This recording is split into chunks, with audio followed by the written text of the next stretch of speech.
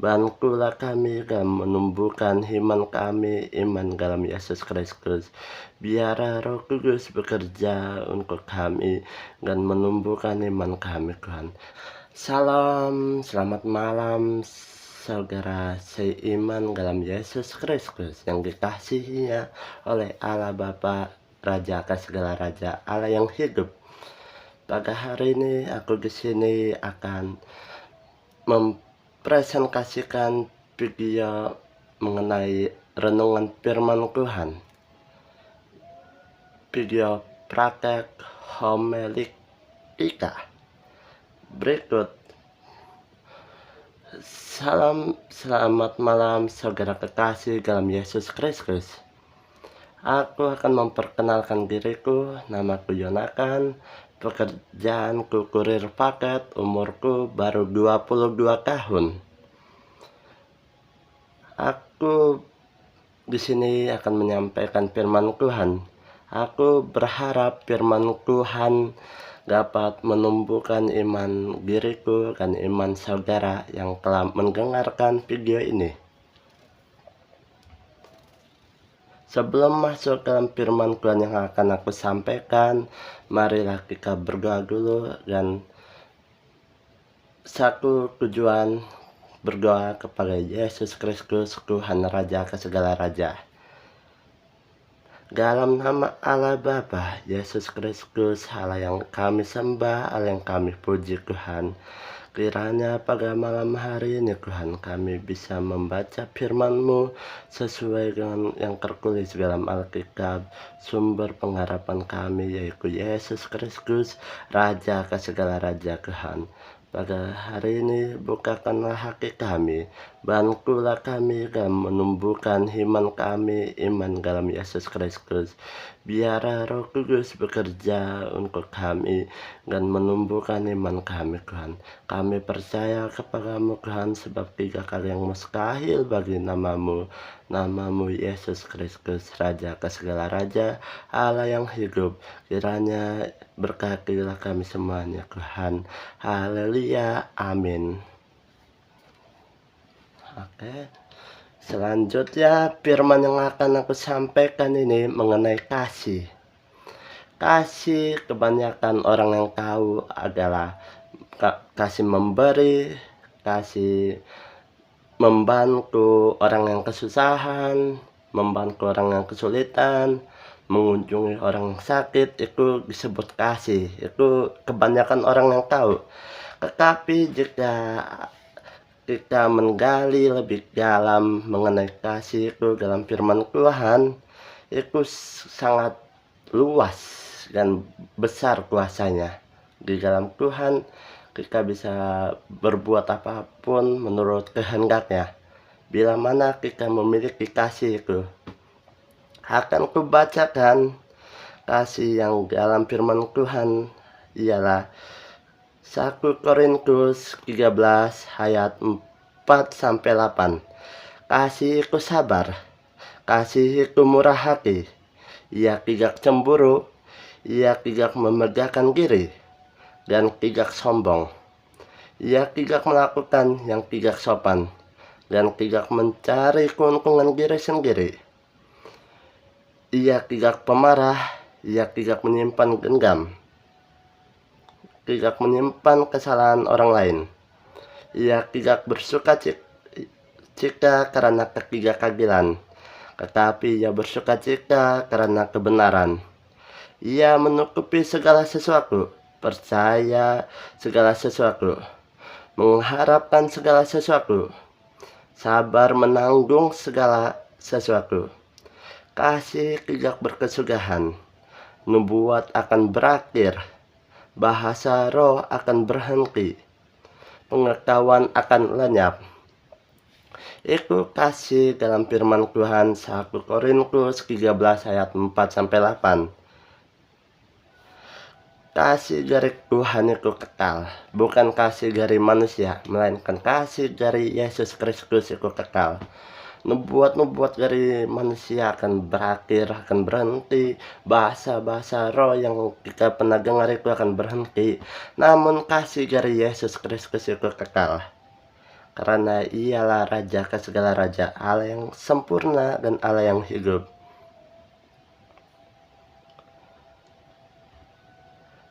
Dan bila mana kita percaya akan kasih Yesus Kristus itu seperti yang tertulis dalam firman Tuhan Yohanes 3 ayat 16. Karena begitu besar kasih Allah akan dunia ini, sehingga ia mengaruniakan anak yang tunggal, supaya setiap orang yang percaya kepadanya tidak binasa, melainkan beroleh hidup yang kekal. Itulah kasih Allah kepada Yesus Kristus, mengaruniakan segala kuasanya kepada Yesus Kristus, untuk menyelamatkan setiap orang yang percaya kepadanya tidak binasa, melainkan hidup yang beroleh kekal. Namun bukan kita harus percaya juga. Kita juga harus taat agar sempurna dalam kasih Yesus Kristus. Bukan cuman mengandalkan mukjizat-mukjizat, bukan. Kita harus sempurna juga di dalam kehendaknya. Seperti yang agak tertulis.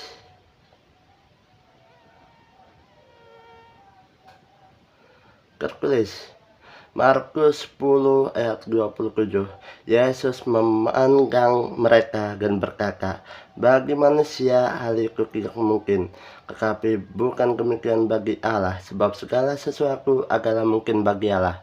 Jadi kita harus percaya dan taat kepadanya agar agar segala sesuatu dapat dikerjakan bagi Allah. Sebab jika kita sebagai manusia mengerjakan segala sesuatu pasti itu mustahil. Keselamatan beroleh dari hidup yang kekal itu hanya Yesus Kristus, bukan dari manusia. Karena Allah mengaruniakan anak yang tunggal, yaitu Yesus Kristus, turun ke dalam dunia, menjadi sama seperti manusia, merendahkan diri, dan tidak sombong, dan memiliki sifat-sifat kasih itu dalam Kisah Para Rasul. Dalam 1 Korintus 13 ayat 4-8, Yesus Kristus itu telah sempurna karena Dia telah menggenapinya segalanya. Oleh karena itu kita harus percaya dan semakin percaya akan kasih Yesus Kristus itu.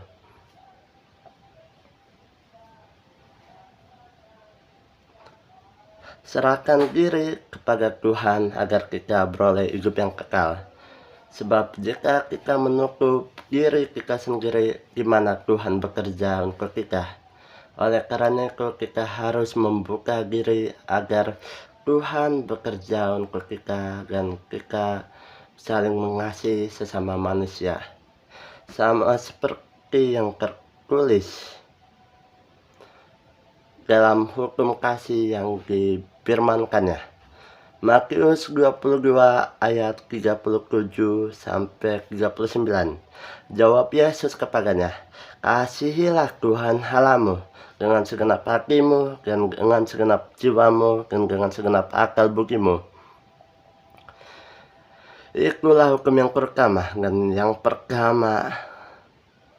dan hukum yang kedua yang sama dengan itu ialah kasihilah sesamamu manusia seperti dirimu sendiri. Itulah hukum kasih yang telah Tuhan Yesus katakan agar kita taat. Bukan cuma percaya saja, kita harus taat kepada kasih itu agar kita beroleh hidup yang kekal dan masuk ke dalam kerajaannya. Sebab dalam nama Tuhan tidak ada yang mustahil. Semuanya pasti terjadi dalam kehendak Yesus Kristus. Aku akan menjelaskan dalam hukum kasih karunia itu menurut firman Tuhan dan pendapat pribadiku. Jika aku salah menjelaskannya, kalian bisa berkomentar di kolom komentar ini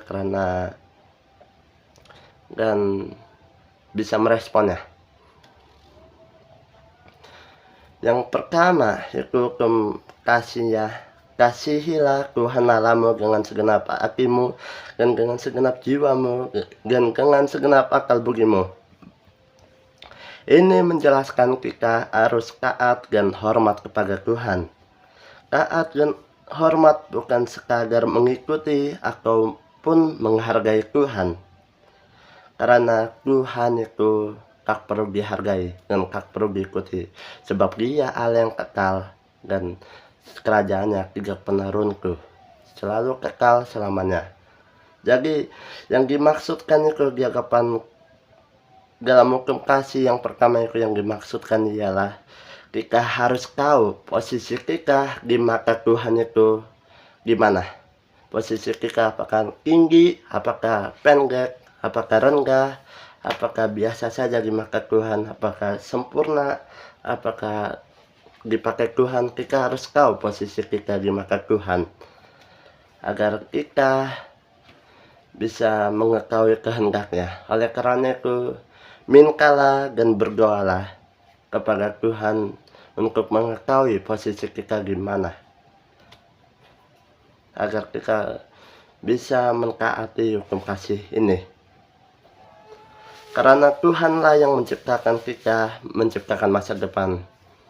Aku akan sedikit kesaksian tentang diriku selama bekerja kurir paket ini.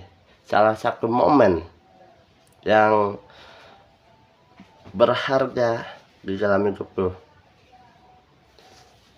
yaitu pekerjaan aku kurir paket pada hari Minggu.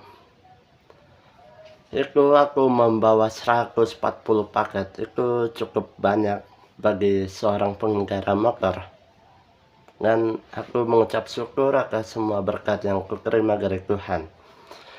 Dari pagi sampai sore itu aman-aman saja dalam pengantarannya, walaupun ada kritik, komentar, saran dari konsumen-konsumen yang aku antar paket itu, tapi aman.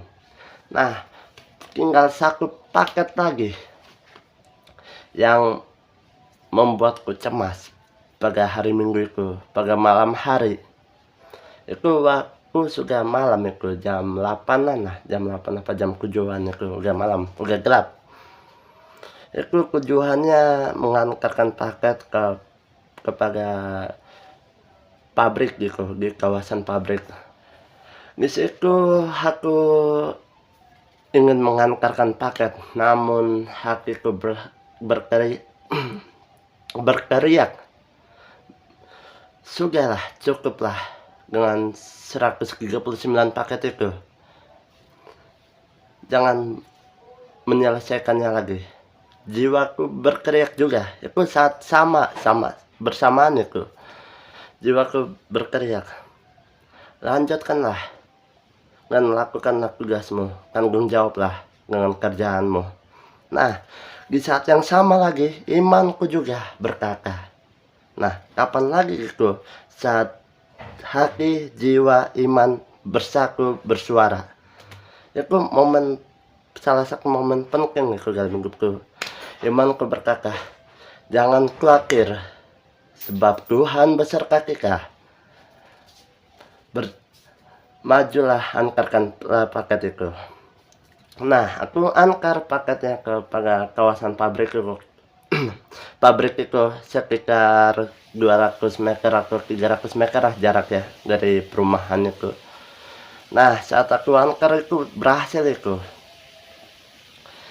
Tapi saat menuju pulangnya itu kan aku harus balik arah lagi, yaitu 200 atau 300 meter balik arahnya. Nah, aku lihat di sekitar aku sebelum aku pulang itu ada pengendara motor di belakang aku 2 orang. Nah, aku abaikan aja lah, karena aku percaya kepada imanku, jangan khawatir. Aku jalan menuju, saat di tengah perjalanan itu naik motor, tiba-tiba ada angin kencang di belakang kuping aku yang menggerakkan aku kayak gini. Itu angin kencang itu, semacam pukulan lah, pukulan ini anggap aja kayak apa, balap gitu, kayak gini ya, kayak gini kencang sampai gerak kuping aku itu. Nah, di saat itu aku ngebut menuju pabrik yang ada lampunya. Aku juga merasakan lagi saat ngebut itu. Nah, sudah kayak gitu. Pas sudah mau nyampe kan, belokan menuju perumahan tuh, udah pabrik, udah ada lampunya, udah nyampe di pabrik ada lampunya. Nah di situ aku terpleset kerjaku, bukan kerjaku terguling ya, bukan terpleset doang, licin bannya pas mau belok. Nah pas mau belok itu aku siap-siap, aku megang sekang motor, aku megang gesper gitu untuk pertempuran. Kan aku khawatir gitu, aku berpikir ya, wah ini pembegalan nih, ini harus dihadapi nih. Nah aku udah khawatir saat saya lihat orang yang di belakang itu, dua orang lewat begitu saja. Dalam hati saya, puji Tuhan aku selamat gitu tanpa pertempuran. Soalnya dalam perjalanan sebelumnya itu di tengah jalan aku merasakan angin dari belakang loh, bukan dari depan, dari belakang. Itu kayak balok gitu, balok kayu untuk melumpuhkan orang gitu, sangat bahaya di situ, kawasan pabrik. Di situ saya trauma sampai sekarang. Jadi setiap malam saya nggak berani lagi angkarin paket itu karena trauma, takut dikejar lagi. Walaupun Tuhan beserta kita, tapi rasa manusia masih khawatir gitu. Sampai di rumah selamat dengan kondisi kaki lecet karena akibat jatuh, kan puji Tuhan lah itu. Itu kesaksian aku mengenai Tuhan telah menyertaiku, dan Tuhan telah menolongku, karena iman timbul dari pendengaran akan Yesus Kristus. Jadi aku percaya imanku itu dalam Yesus Kristus. Bila mana Tuhan bisa menolongku, Tuhan juga bisa menolong saudara dalam kesulitan apapun. Tuhan pasti menolong saudara. Oleh karena itu, berdoalah dan mintalah kepada Tuhan agar ditolong ya. Jangan berdoa kepada orang lain, harus kepada Tuhan. Selanjutnya, akan dirimu kepada Tuhan agar engkau disempurnakan, agar engkau dapat melihat Tuhan bekerja dalam hidup ini. Jadi kita harus menyerahkan diri agar kita beroleh kasih itu yang sempurna di dalam Yesus Kristus. Ada tertulis dalam firman Tuhan, Mazmur 37 ayat 5. Serahkanlah diri hidupmu kepada Tuhan dan percayalah kepadanya, dan Ia akan bertindak. Ini sangat dalam banget pengertiannya. Dan keuntungan Tuhan bertindak itu ialah sangat banyak untung. Ambil aja salah satu tokoh terkenal, bukan tokoh sih, seorang manusia terkenal, yaitu Yesus Kristus. Dia mengucapkan berkat, menyembuhkan orang, itu karena bekerja sama dengan Allah. Itu dalam wujud manusia ya, belum masa bangkitnya. Itulah Tuhan Yesus Kristus. Sangat banyak untung. Jadi kalau kita menyerahkan diri kita agar Tuhan bekerja dalam hidup kita, itu berkat kelimpahan melimpah dalam hidup kita. Bukan masa susah, bukan masa sulit, bukan, melainkan kita beroleh sukacita dari Raja ke segala raja. Dimanapun kondisi kita akan senyumin, karena Tuhan tahu apa yang kita butuhkan, apa yang kita perlukan, karena Allah peduli akan hidup kita. Jadi kita harus membuka diri, nggak boleh menutup diri, kita harus membuka diri untuk Tuhan bekerja dalam hidup kita. Dan hukum kedua yaitu kasihilah sesamamu manusia seperti dirimu sendiri. Ini menjelaskan bahwa kita harus melihat sekitar di waktu senang, bahagia, sukacita, damai sejahtera, maupun sedih, duka cita, menderita. Dalam kondisi apapun, kita harus memiliki kasih. karena Yesus Kristus telah mengasihi kita. Dan jangan lupa kasih. Sekalipun dalam kondisi apapun kita harus saling mengasihi. Dan jangan saling mencuri keuntungan. Kita harus saling memberikan keuntungan dalam kondisi apapun ya. Dan kita juga harus berdoa kepada Tuhan. Karena tanpa berdoa, tanpa mengandalkan Tuhan, kita nggak bisa berbuat apa-apa.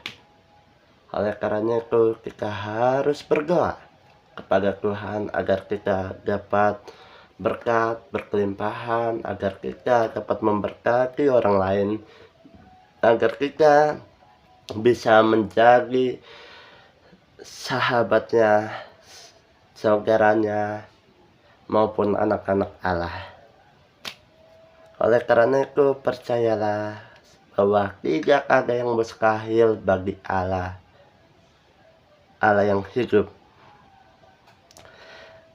Dalam 1 Korintus 13 ayat 2, firman Tuhan berikut ini. Sekalipun aku mempunyai karunia untuk bernubuat, dan aku mengetahui segala rahasia, dan memiliki seluruh pengetahuan, dan sekalipun aku memiliki iman yang sempurna untuk memindahkan gunung, tetapi jika aku tidak mempunyai kasih, aku sama sekali tidak berguna. Nah, inilah firman Tuhan itu mengajarkan kita, sekalipun kita hidup kaya di dunia ini, pengetahuannya luas, sangat dalam gitu, udah suhu atau sisiu lah, atau sensei lah, atau guru-guru besar lah, jika nggak mempunyai kasih tersebut, itu tidak berguna. Karena kekayaan di dunia ini akan lenyap. Kekayaan yang sebenarnya adalah beroleh hidup yang kekal. Karena begitu besar kasih Allah kepada anaknya, sehingga setiap orang yang percaya kepadanya tidak akan binasa, melainkan beroleh hidup yang kekal. Itulah kekayaan yang sempurna. Kita hidup karena Tuhan ingin bekerja dalam hidup kita. Jika kita menutup diri terhadap sesama manusia, Tuhan tidak pernah bisa bekerja di dalam hidup ini. Mari buka hidup ini untuk memuliakan Allah yang hidup, agar Tuhan bekerja dalam hidup ini. Sebelum mengakhiri firman Tuhan hari ini, yaitu untuk aplikasi kegiatan kita dalam firman Tuhan ini, kita harus berdoa, mengandalkan Tuhan. Kegiatan sehari-hari agar kita bertumbuh dalam firman Tuhan, kehendaknya kerja di dalam hidup kita. Dalam keadaan apapun, mintalah. Dalam kondisi apapun, mintalah dalam berdoa. Karena itu akan terjadi saat waktunya, saat tiba waktunya. Kamu dan aku, saudara dan aku, dan kami semuanya, dan kita semuanya akan beroleh hidup yang kekal.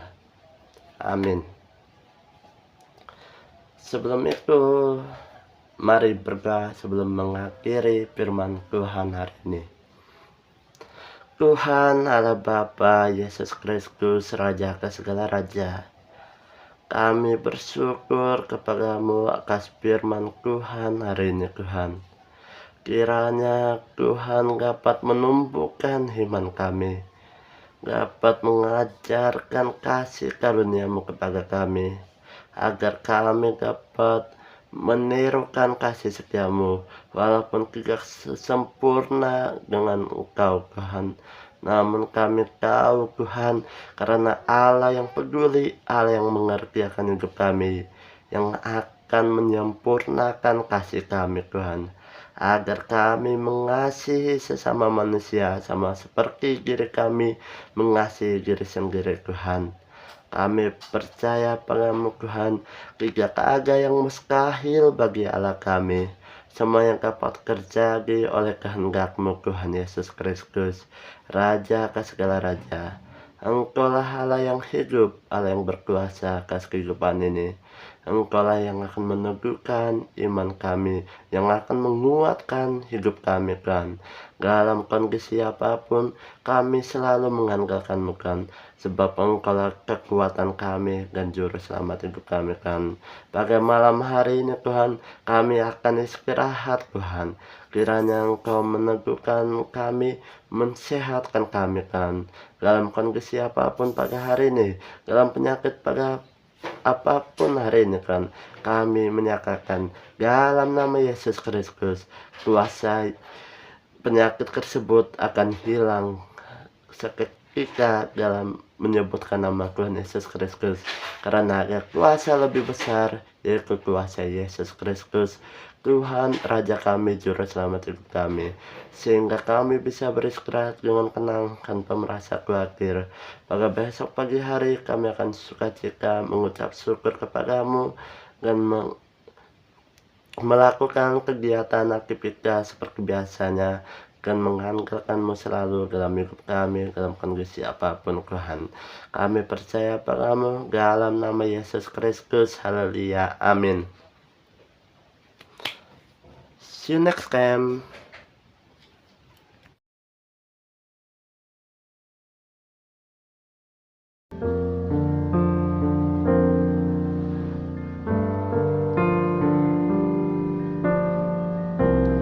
Betapa ku mencintai segala yang telah terjadi. Tak pernah sendiri jalani hidup ini, selalu menyertai.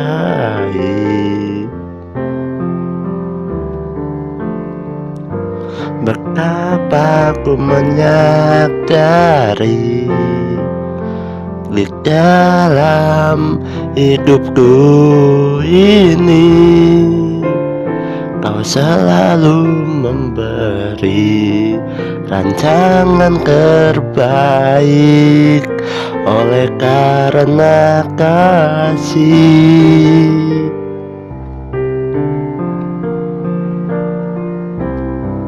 Bapa, sentuh hatiku, ubah hidupku menjadi yang baru, bagai emas yang murni.